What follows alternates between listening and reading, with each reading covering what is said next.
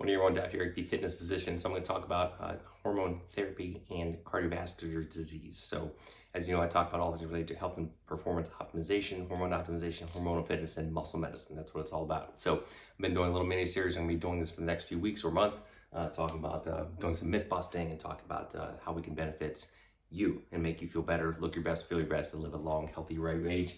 This is about testosterone, and as I've been talking about blood, cardiovascular disease, blood clots, and again, breaking a lot of myths. There's a study in andrology, I can't talk today, but it was actually a 10-year study. I keep hearing a lot of times, well, there's no long-term studies on testosterone or other hormones. There's tons of long-term studies out there. You just have to look for them. This is a 10-year study. And again, you know me, I like to cut to the chase, right? What did it do? It studied this and the effects. And basically, contrary, again, to a lot of myths out there, there's a drop in blood pressure. There's a reduction in inflammation as indicated by CRP. And there were no MACE, what we call a MACE, a major adverse cardiovascular event. So no heart attacks, no strokes, no blood clots, none of these bad things that testosterone supposedly causes, right? So, and again, and a lot of people think, oh, my blood pressure goes up, my blood gets thick, I have heart attacks.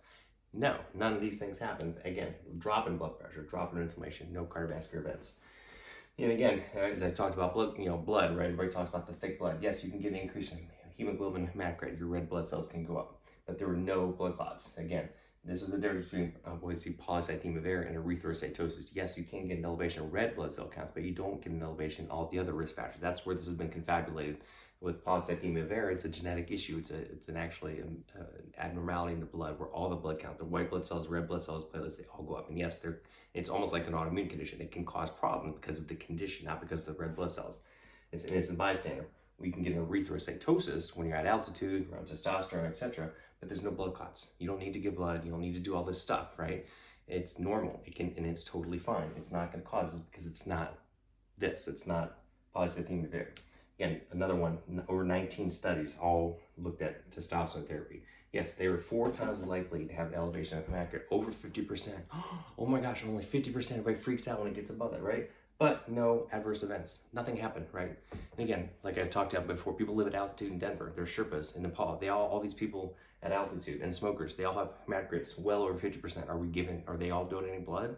No, they're fine. Are they dropping dead on every street corner? No, it doesn't happen. It's physiologic. And when it's from altitude or from testosterone, and your body adapts and overcomes. Yes, of course, if you're taking grams of testosterone, your hematocrit is 80 or something ridiculous.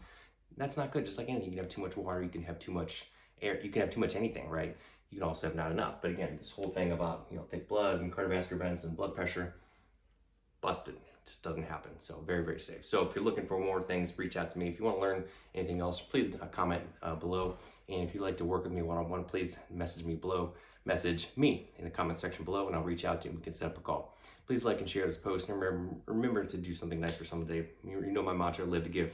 Do something nice for someone, pass it forward. Have them pass it forward to other people. Let's make this world a better place. Everyone have an awesome day. We'll talk to you soon.